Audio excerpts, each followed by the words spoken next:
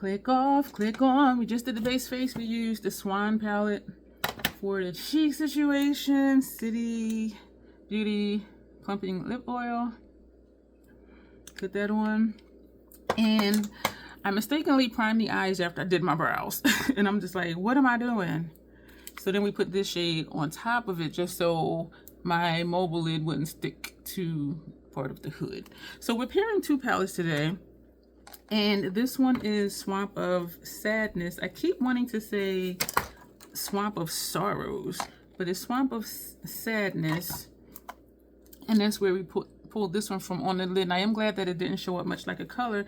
I'm hoping though that the other shadows go on nicely as if it was just over the primer, because the primer's grip and they're a little sticky for me, which is good. But having a shadow on it, is it still gonna be sticky? I don't know. So we're gonna use Swamp of Sadness and Life and Death. Both of these are by Notoriously Morbid. I have a 15% off code down below. I don't know if they still have these or not, but if not, they have other stuff. And I do have 12 of their lippies too. I like their matte lippies. And so we're most likely gonna pull in the reds from this palette.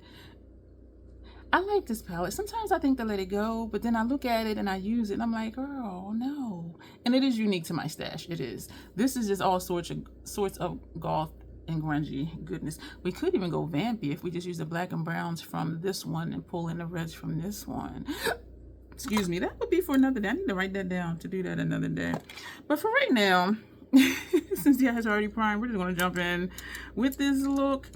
Inner rims and lower lash line. We have Hung Bango Beauty Personal Preference on the inner rims, upper and lower. And we have one eye at a time on our lower lash line. So am I going to do the intro? I think not. Let's just jump in. If you've been here before, thank you. I appreciate you. And if you're new here, hi, hello and welcome. I was going to say hi. I'm goofy in the sense that even when I was a teenager, I would say hi low. Because I would think to say hello, but then I would say hi. So it would just come out hi-low. And I don't know why, like my brain does that. But this is Fango Echo that's on the lid right now. Yeah, I was going to do it again. I haven't done that probably in like 30, 40 years. No, probably more like 35 years. Esom V27. We're going to start with Life and Death, and we're going to take this shade right here.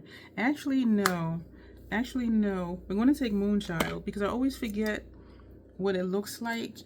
Hi, my name is Dion. I'm a labeler. This is Moonchild, and up here it tells me that Moonchild is pastel multi-chrome highlight that shifts from ethereal pale pink to soft lilac and gold. Yeah, this whole set is just this shadow. And then there's another long one up here. So we're going to take Moonchild, this one here. Because even though I read the descriptions, I'm still like, what does it look like? And it does have like a purple-ish tint to it. Which maybe you can or cannot see because of all of the wonderful lights that I have here. Maybe here. I don't know. Let me just stop wasting time. Whew, should I leave that light off? But then there's shadows.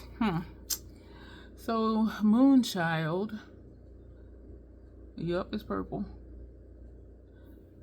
And it looks the least purple. Pastel multi-chrome highlight that shifts from ethereal pale pink to soft lilac and gold. All I ever get is this purple. I need to put a note on here that it's purple or soft lilac, because I never get the other colors. It's always this color. And I remember now that I'm using it. But before I use it, I'm like, I don't know, let's see. Like I did this time, and it's ringing a bell that it's always purple on me. Put that brush down. Now I want to go, do I want to do that? I want to take this shade. This shade is, Asphodel Fields. And I know that because, hi, my name is Dion. I'm a label whore. So we're going to take this one and put next to this first shade. How it's going to look next to that, we're going to find out right now. We're going to, okay, this might be more of a topper. So let's top that first shade with it. So we're putting it here, and we're also topping the first shade with it, which is giving it a little more, giving it a little more shim. This is pretty. I do like that. So we're going to start right here first, like we did on the other side. And then we're going to sweep over. We're going to go back in. I swiped it like 3 times, and then we're going to cover that first shade. I usually don't use shades as toppers. I've been doing it a little bit more recently than maybe before, like a month ago. Because I just put shades on. I mean, if y'all been here, y'all know this. That's cute. This could be easy one and done. Put this all over. Put this outer corner if you were just using this palette. Or put this outer corner, lower lash line for some flare. And that could be it for that. So where are we going now? Where? Oh, man. Let's go back to, we're going to stay in, no, we're going to go back to Swamp of Sadness. This was $29.99. That was a good price for this palette, for having 12 shades. 2, 4, 6, yeah, 12. This is that shift that we all know and love and have. So I want to use it, but I'm like, we already have that? So like, why? So we're not. We're going to take Fangs in the Dark, this shade right here. And this is described as, ooh, that's the other long one. Cool tone, multi-chrome with a rich plum base and flashes of teal, blue, pink. Let's see. The formula in here, y'all, look at this. Everything in here is so freaking, well, there's the purple and there's the teal. Okay, I see it, I see. Everything in here is so smooth. Even this one, this does get a little bit of fallout from the sparkles, but it's not so much so that I'm turned off from using it. Okay, so Fangs in the Dark here. Why was I thinking it was going to be darker? Because it is if I build it up, that's why. This is pretty. We're going to go back and forth over the second shade. Ooh, that's nice. It almost looks like that first shade I laid down is not there, and that's okay. Sometimes that happens. I'm going to put it here. Yeah, it is buildable, which is great. And also this is kind of over that second shade too, which was just sparkle. So that would make sense. Like, why is it not showing up darker? Because I'm putting it over sparkle. But it is covering, which is great. We're going to go back and forth and blend. How's my visual? Do I want to put this mirror closer so that I don't look like I'm looking way over there? I do like how that looks. I'm still thinking about the angle of how you can see me. And I think I've gotten used to vertical shorts because wherever I am, I'm in the middle of the screen. Wherever I look, it looks like I'm looking at least in your direction. All right, so we're going to put this down. We're going to put this down. And we're going to go back to Do Not Fall. And I was trying not to stick my finger in it to catch the palette. It was sliding. So now we're going to go back. We're going to go back to this one, to Life and Death. I do try to use equal numbers of shadows. I done lost track already. And we only use, what, like 4? We did not put Luminous Light under the eyes like I said we were. So we're going to do that at the end. I'm going to take Luminous Light out right now. The palette I use has dim light in it. I do not put dim light under my eyes because it makes my under eye discoloration look darker. Either because of the undertone of my discoloration or the undertone of dim light. But I do have that on the rest of my face. I want to take this one because this is bold. This is nice. But then I'm like, do I want to take this one? This one is Hades Trick. Oh, okay. Hades Trick. This is coming out monochromatic. This would, you know what? This would be a good test to do one eye with this and one eye with the purple magenta shades and Lila. Because that's the vibes I'm getting. Right? If you have Lila, let me know if you understand the words that are coming out of my mouth. Yeah, this looks like it could be that palette, except for the inner corner shade. I want something more. I do stuff and then I want something more. Girl, you did it. I know. Where do I want to go from here? I'm looking in Swamp of Sadness and I'm looking at those colors. Damn it. So, okay, we're going to take this green up top. The Sinking. And that's described as deep mossy green shimmer with muted gold undertones. The thing with this palette is, like, when it says what the undertones and stuff are, like, sometimes I see them and, like, sometimes I don't. And And I imagine you are seeing what I'm seeing. So we're taking the Sinking, this shade here. We're going to put this over here. We're going to leave room because we're going to take a matte green from Life and Death and put on the outer corner.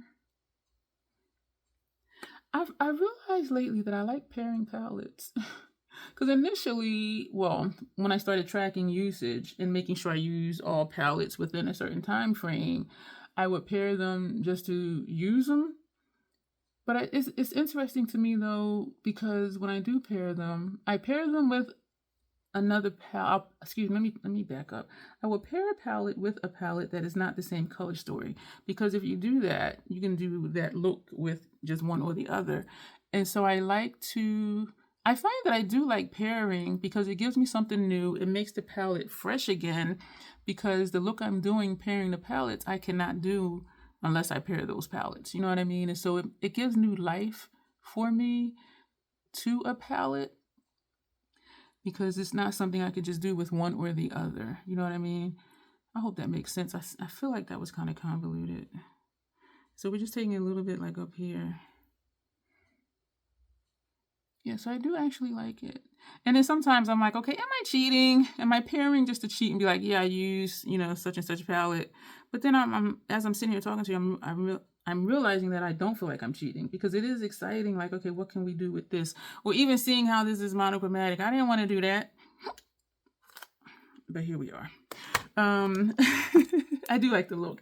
We're going to take another Esom V27. In case you haven't been here, this is the newer one, angle bristles, black handle. These are the older ones, silver handle. The bristles are not angled. I have 8 of these. I love an angle brush for the purpose I used it for, and so I purchased 4 of these. If I like a brush, I get more, because each shadow gets its own brush. I do not color switch. There's nothing wrong with it. I know a lot of people that do it, and it is okay. We're going to take this shade here, which is Dioptase. I'm probably pronouncing that wrong. And we're going to put this over here. Now look how easy. Look how easy. Man, I'm hungry. Ooh. Now can I get the other side to like this side? Probably not. Because we're going there. This is that's just so easy. This is so, see, look at that. Different already. Girl. All right, bring this down. Triangulate this.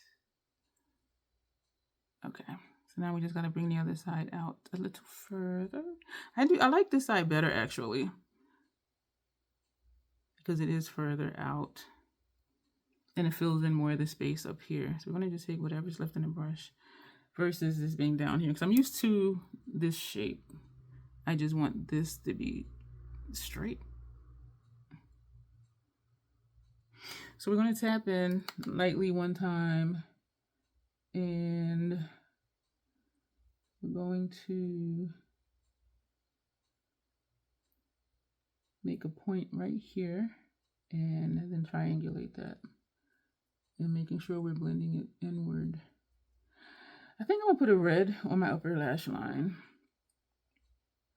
And so this is what we got, and I am digging it.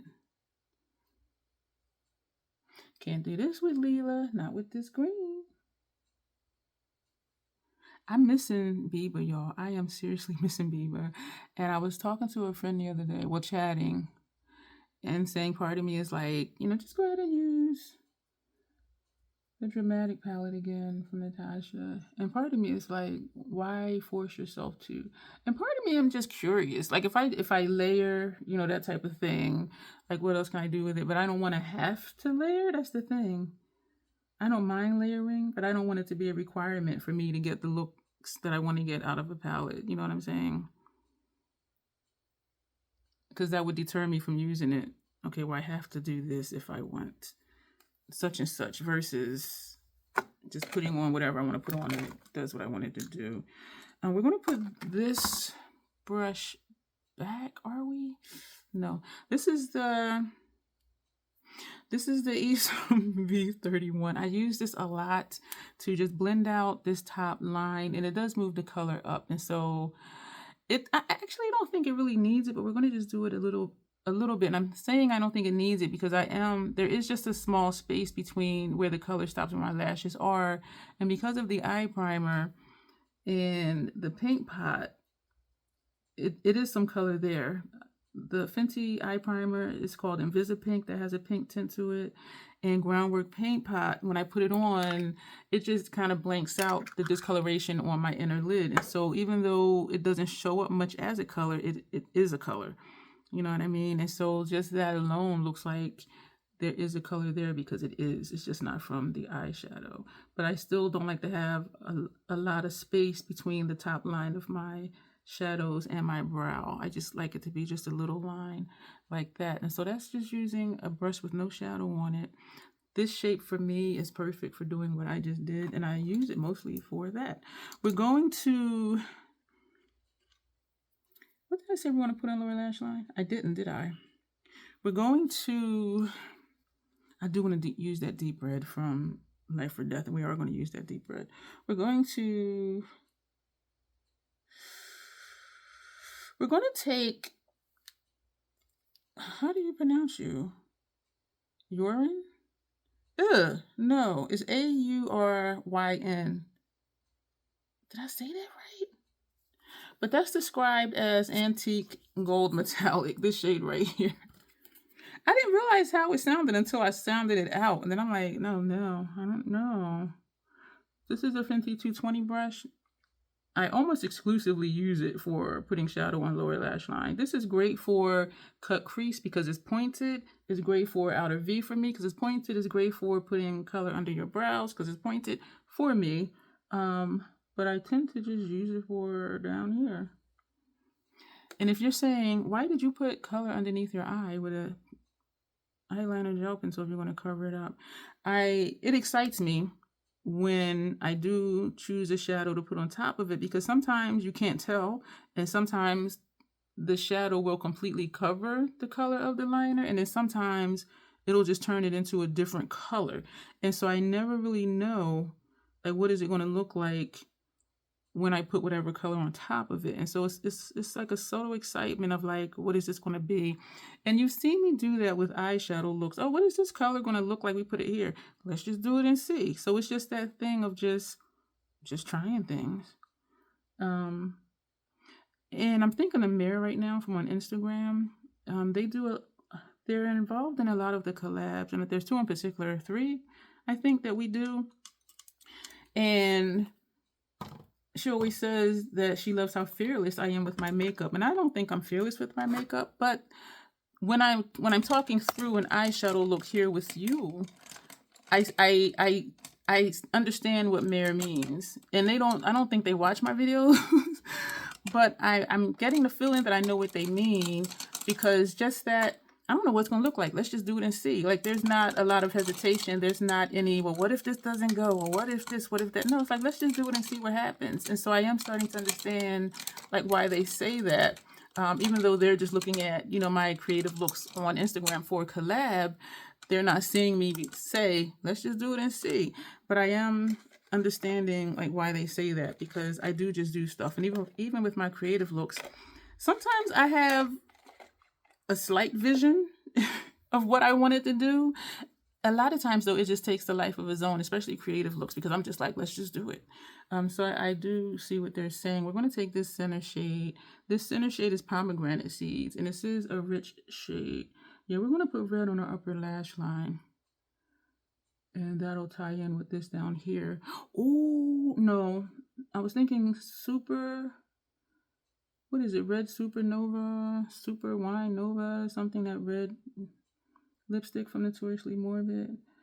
But I think that has like a fiery aspect to it, and I don't want like any orange. So I like how this looks, and using 2 different colors under here over the same liner. Like, you see how that looks? And I do like to bring it out over here, because when I put the liner on, you'll see this red, you'll see the eyeliner, and then you'll see the shadow that's above it. And I just like how it's like a triple wing effect without trying too hard. And I do really enjoy that look as well. Why is this brush? Oh, I was going to say, why is this green? It's green because And this is a different one than we use for this color because it picked up that gel pencil liner. That's why it's green. But I'm like, why? I'm using a red shadow. Why is the brush green? Because it picked up some of this green under here. I do like this. I want this to be more red, but I'm going to leave it. And it actually looks really red in the mirror down here I'm looking at versus where you are when I look where you are. And that could be the lighting because the lighting does make a difference. We're going to... Do I want to put something under the brow? I kind of think I just want to leave it. But then I'm like, I don't know. We're going to take Asphodel Fields. No, we used that one. That's the first one that we used, isn't it? No. That was Moonchild from Swampy Sadness. We're going to take this shade. This is not that. Yes, it is. Asphodel Fields. This is a Scott Barnes number 60 brush. I seem to use it exclusively for this purpose because I can get that line right under my brow. So it's like you don't see it and then you see it. And even though my goal is usually just here to here, sometimes it ends up all the way. But this is what I like right here. Look at that. Oh, child. All right, so that's the eye look. So now we're, well, almost not quite, because we're going to do upper lash line and then we have our lip to do. We are going to use a red. If I can move stuff to where I can get to the red. Oh, from Inglot. We're still, before we do that, before I forget again, we're going to take Luminous Light from Hourglass. And this is a brush, I think we use this one for dim light on my face. And so we're just going to go around. Again, this is Luminous Light because we're going to put this under the eyes. And what this does is it camouflages fallout. And that's not the sole reason I'm using it. I do just like how it looks under my eyes, but it does work to camouflage fallout. I see a few pieces over here, but this, because it has some, excuse me for that, because it does have luminosity to it, it will cover, you know, the minimal fallout that I get. I never get massive fallout, never ever. I just like how that looks. So put that brush down, put that away.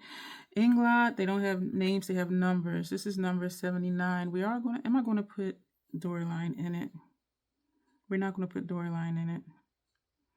It would be nice if I did, and I do have some, but sometimes I make it too wet, and then that creates a problem in how thick or how thin I want the line to be. But it did pick up. So we're going to put this up here. And it would make it quicker for me to do the line if I did put Doryline in it because it would be more moist. So we're going to do that. Like that. Like that. So we're just swiping and turning, swiping and turning. Looking at it, make sure it's not a clump of liner on the tip of the brush. And I think we need to pick up some more or not. Just press a little bit harder because it is on the brush. I'm going to put that on the top. Someone had liked, and it was a relative. They were like, oh, I like that red liner. I said, you want to use it? They were like, yeah. And then when I pulled this out, they were like, I don't know how to use potted liners. I said, well, you hold the brush the same as you would if it was a liquid liner. They were like, no, I don't know how to use that. I don't want to use that. And then they just walked out the room. I was like, okay. But it really is, hold it the same way you would do your liquid liner. Especially if you do a swiping motion like this when you do your liquid liner. But she was like, no. It was so funny. I was just like, okay. And I've been using potted liners for a while now because they have all the fun colors. I did try Urban Decay. My inner rooms and my lash lines did not like it. And I was upset because I was really looking for colorful eyeliners. And then some kind of way I made my way back to Inglot. Back in the day, I used to have a lot of Inglot. And so that's what got me back to Inglot, was wanting different color liners. I call them non-traditional colors for lash line and wing. Traditional colors being black, brown, maybe a gray. And so that's why I have so many inglot. The PAO was 9 months, and so I had got rid of them. And then I repurchased a new batch for my kit. 9 months came quick, so they ended up back in my stash. So it makes sense that even in the class, they just had the black inglot, because usually, you know, you're going to use a black or a brown. But yeah, so I have them again. So I said, you know, I guess I'm supposed to just have them in my stash. And so instead of throwing them away again, I said, I'll just use them for me. So that was like a full circle moment there. Getting rid of them, and then 9 months later having them back. And that's why I was glad to see that Hung Bangle did a blue and a green. MAC, I have a lot of MAC as well for eyeliners. But I don't use pencil eyeliners for my upper lash line for no particular reason that I've analyzed yet. We're going to go back with that brush that had this shade on it for lower lash line, that middle, excuse me, this middle shade, because I want to put that under here. And what this is going to do is it's just going to make it look a little shiny, because the liner is a matte shade, and so I am putting more of this just underneath. And so you see the shadow, you see the liner, and then this color appears. So that's that triple wing effect that I was saying I like to have and like to see. So the last things to do, we're at 27 minutes, so we're doing good. Lancome Sills Booster Mascara Base. So I do like all the colors. So yeah, this is monochromatic-ish till you turn. You got the green, you got the red, and then you have the gold and green under here. I just really like that. I almost poked myself in the eye. I've done that before. Oh my gosh, I did that with, when I was doing somebody's face once. And I felt it when it happened. So I went and I stood back, and they just kind of, you know, they just kind of blinked, and that was it. And if I hadn't felt it, I wouldn't have known. And I said, did I just stick you in the eye? And they were like, yeah, it's okay. I said, no, it's not okay. I said, I'm really sorry. They were like, it's okay. I said, no, it's not okay. I said, I poked myself in the eye before. It is not okay. But they were just so gracious. That was the only time I've done it. Just that one time. Just that one time.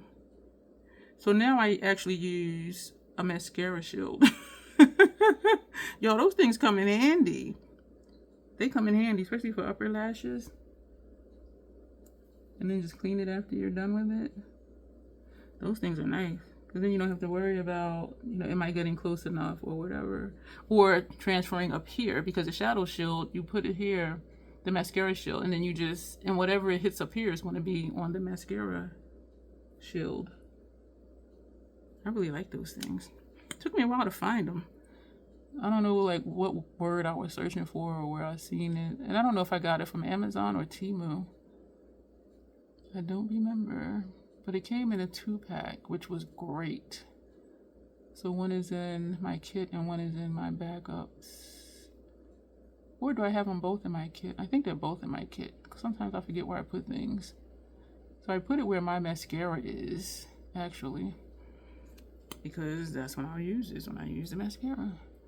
I think I do want to use, if the red I'm thinking about is not Red Wine Supernova, which is what I couldn't remember the name of it was earlier, because that one does have a fiery aspect to it. I want more of like a matte lip, but I do want something that's red based. So we're going to see what we have to work with for the lip. Even the green would look nice, because it would pull out that green from the outer corner. All right. So, let's see here. Mold Wine, which is more of a neutral shade on me. Wool of Bat. Yeah. Wool of Bat. Wool of Bat. Red Wine Supernova. That's this shade. So you see what I'm saying? It's described. I didn't put the description.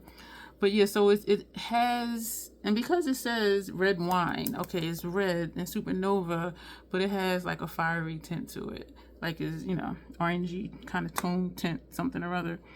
And I didn't want to use that one. Rock Biter is a nice neutral, but this is it. Wool of Bat, described as rich deep cherry red. Why did I have that on here than the other one? Because the other one is a dual chrome or multi-chrome, and it would have been so long with the labels. I was just like, I just won't like know what it is. I'm gonna wipe off a little bit of the City Beauty lip oil, and then we're gonna put this lip on. Do I want to do a lip liner? Sometimes I do, sometimes I don't. For me, liquid lipsticks don't move. Usually, if I do a lip liner with liquid lipstick, it's because the lipstick line is kind of janky, and I'm like, okay, I need to fix it. So I'm looking at my lip liners now. This is Lip Glazer from MAC, and this is Root for Me. We'll leave that out. So if my lip line is janky, I think I would like this one better though. This is a Lip Glazer as well, which is a glossy lip liner from MAC. So Wool of Bat. Excuse me. So rude, Bruce. I'm gonna put this on. It smells good. Smelling how good this smells is making me question again Rune that I used in yesterday's video that you probably saw a week and a half ago. Wow, that's pretty. It did smell rancid, but I was trying to remember if how it smelled yesterday is how it always smelled. Because this, I'm like, okay, I'm like, oh, this smells good. I didn't have that reaction to Rune, which is Opaque Black. I have black from MAC, so even if next time I go to use it, it smells rancid, I already do have another black lipstick. The MAC formula is my favorite formula. Dare I say, Notoriously Morbid mattes, liquid lip colors are my second favorite formula.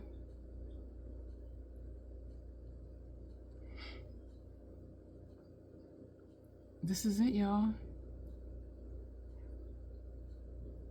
Sometimes also I'll use the tip of the wand as a lip liner just to even out. It's pretty. Wow. And so we're gonna put this away. We're not even gonna use it. Because for me, liquid lipsticks do not move. This is pretty.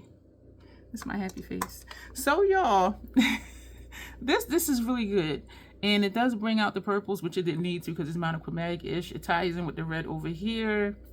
I'm really digging this. So let me show you these two palettes again. 15% off code down below.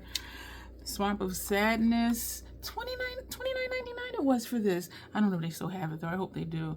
And this one is Life or Death. And so I really do like this look. I wanted to pull in the reds from this one, and we did, and also the two of the greens. So this I like it. So we're going to go. If you're not subscribed, you keep coming back, go ahead and do that. Click join. It'll show you the perks for membership. If they appeal to you, click join again. Easy, quick process.